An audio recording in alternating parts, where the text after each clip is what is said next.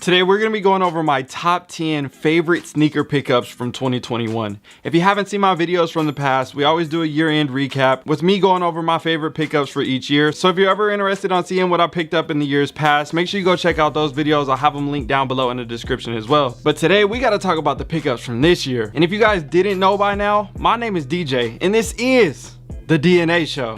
So in 2021, there have been a bunch of great releases, not only from Jordan brand, but Nike and a bunch of other brands as well. But you guys know me, I'm a Jordan head. So typically my top 10 is a lot of Jordans, and this year it's definitely a lot of Jordans. But it's actually crazy because my number one sneaker is not a Jordan. There were over 90 mainstream Jordan releases alone for this year, and I picked up about 40 of them myself. So as you can see right here on the photo with every single shoe that is circled, those are the shoes that I picked up that came out this year. But typically in my top 10s, I always pick up stuff from the past as well, because I got a good story behind it and why I want to have it again or why I need it and I never had it before, different things like that. So this list is definitely going to have shoes mixed in here that didn't come out in 2021. And I have a ton of honorable mentions that I will go over at the end of the video, so stick around to see what other sneakers that I picked up that I really liked but they didn't make the list, but I wish they kind of did type thing. So we'll cover those a little bit later. So starting with number 10, we have the Travis Scott Fragment Air Jordan 1 High. This shoe in particular is definitely really dope and I feel like it should have made the list, but after I put all the shoes together, I was like, you know what, I think it's just gonna make the list, but we're gonna put it at 10th place just because I like the other shoes a little bit more. And don't get me wrong, there are a bunch of dope elements to this sneaker that could easily put this at number 1 on some other people's list, but this is my list and this is how I feel about them. Next up at number 9 on the list, we have the Lemonade Nike Air Force 1 Off-White collab, and these things are extremely fire. When I saw these things were coming out, I just knew I had to have them in my collection. This is actually the first one that I have from the whole set of Off-White Air Force Ones. I could have got the white pair at Complex Con and they literally offered them to me and I was like, oh, you know what, I'm gonna pass, I'm gonna grab the Air Max 97s. And then I was like, damn, I should have got them. Oh, I'll grab them later. And then the price went up and it was like $1,000, and now current time the shoe's like $5,000 or something like that. And it was crazy because I wanted to complete the whole set, but now it's just starting to get a little bit out of my budget. I got lucky grabbing these from Soul Steals, and I'm telling you right now, they always got some good deals. So if you haven't checked them out already, I'll make sure that I'll put a link down below in the description for you guys. That way you guys can get to the site and check it out and see if you guys want to get signed up and be a part of it. And just for a quick reference, I got both of these off of Soul Steals this year as well. Another honorable mention, but we'll talk about these a little bit later. All right, going to number 8 on the list, we have the Amamiye Air Jordan 1. They came correct on this collaboration. The materials, the cuts, everything is just extremely nice, and a lot of people appreciate this shoe. And now I'm starting to hear people talk about this is sneaker of the year. I don't know about all that. That's why it's a little bit lower on my list, but at the same time, I definitely really do appreciate this sneaker. And if you guys want to see the entire review of me breaking down the shoe and all that stuff, make sure you check that out. I'll have a link for you guys down below. Now next up at number 7, we have a shoe that I wanted to get so bad, and I still need the blue pair. I still gotta find a way to get those, you guys, so help me out if you can. But we have the Trophy Room Friends and Family Air Jordan 5. If you guys haven't seen this video, I did a full pickup video showing you guys the trade of me trading a bunch of sneakers to get this shoe. Extremely excited about this shoe. I like it a lot, and I'm a huge fan of the Raging Bull 5, which obviously looks very similar. So when I saw that they were making a Friends and Family version of these, I had always been going after them. It took me a couple years to pick up the shoe, but I finally got them in my collection, and I don't plan on getting rid of these anytime soon. Now this next shoe on the list could easily have been one of the top sneakers of the year, but I think the way the release went and how everything went down, and a lot of people saw a lot of weird things going on and all this different stuff, I think that's what put a negative stigma on the sneaker. But at the end of the day, the collaboration was extremely dope, and I love how they put the materials together to create this shoe and give us that old school Chicago vibe, and that is the Trophy Room Air Jordan 1. Before this shoe had came out, a lot of people were saying this was going to be the sneaker of the year, but at the end of the day, I know for a fact there is no way I couldn't put these on my top 10, so I had to throw these on the list and put them at 6th place. All right, you guys, we're halfway through the video, and if you're enjoying this, don't forget to hit that subscribe button and join the DNA fam, and make sure you hit that like button because you know that helps the algorithm oh so much. So coming in at number 5, we have the Lightning Air Jordan 4. Now there were definitely a lot of releases that came out this year that came out in the past, you know, 10 or 15 years ago, and I actually just made a video about that a couple days ago. So if you guys want to check that video out, make sure you go check that one out. Just a lot of unappreciated retros that came out that I thought were extremely dope, that were just super hyped up when I was first collecting back in the day, and then now we got the new retros coming out, and a lot of people just aren't really appreciating them as much.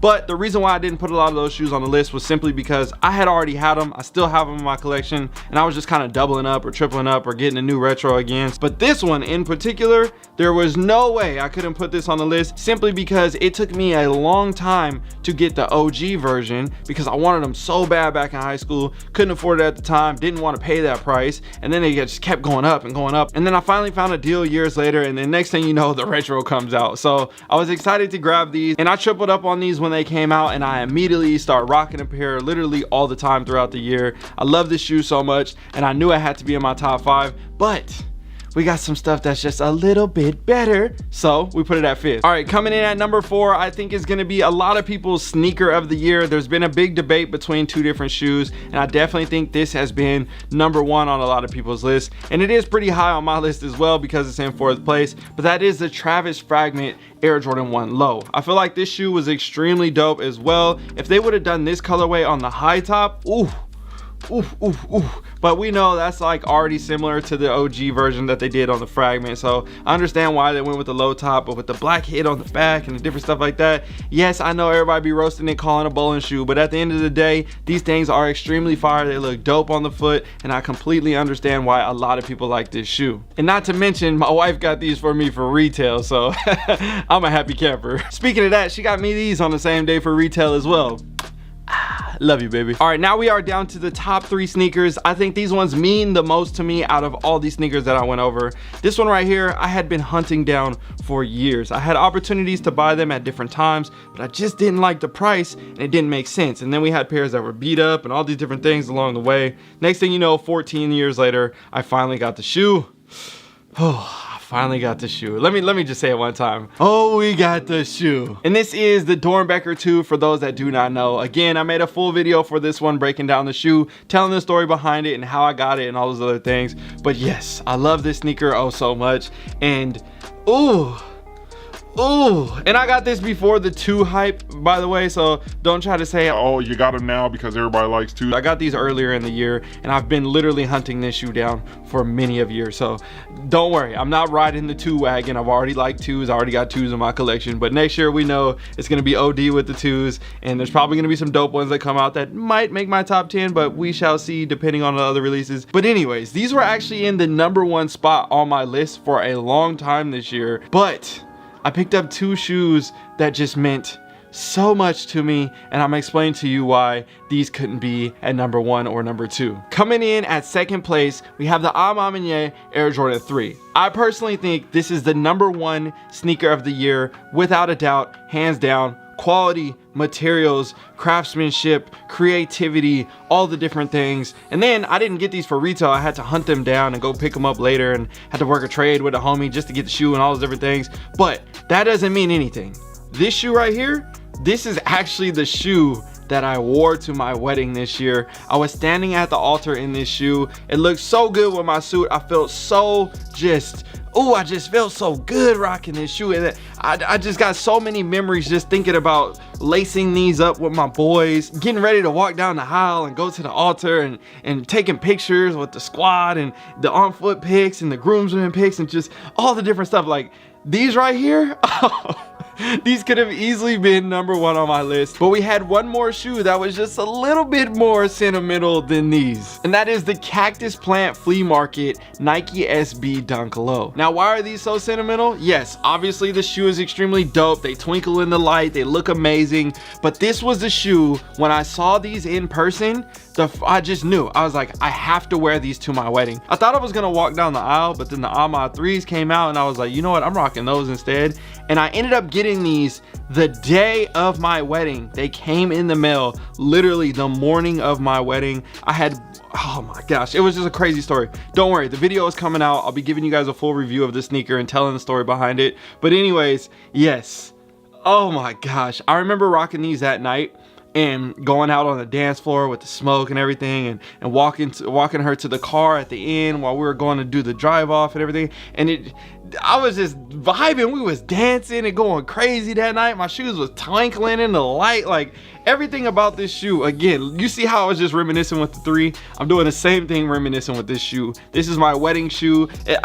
Oh man, I'm kind of lost for words at this point, but it's giving me like that Mike Jack vibe. You know what I'm saying? I love Michael Jackson, and kind of having like the glove, but yet on my feet with the sparkling and everything. So I don't know, bro. Honestly, I can't say too much, but besides, this is definitely my favorite sneaker of the year. It means so much to me. I worked really hard to get it. So yes, #1 sneaker of the year, Cactus Plant Flea Market. Oh baby. So those were my top 10 favorite pickups of the year. Let me know what you guys think down below. What were your top 10 favorite pickups in your collection? Send me a list down below in the comment section, each number in order from your favorite pickups this year. Give me a little description and tell me why and all those different things, just like I did for you guys. Oh yeah, and we have to show honorable mentions, so let me run through those real quick. Laser 5s, Raging Bull 5s, Travis 6s, UNC 1s, Black Cause 4s. I already had these, that's why I just wasn't really too excited. Honestly, all these shoes, besides those couple other ones, I had already had in my collection, so it was just kind of like I had to re-up because I needed to get a different size. But anyways, back to the list. Ray Allen 13s, Carmine 6s, Cool Gray 11s, Cool Gray 3s, Hyper Royal 1s, Mummy SBs. I got the What the Paw SBs, those are coming in the mail, and my black patent leather bread ones are coming in the mail as well.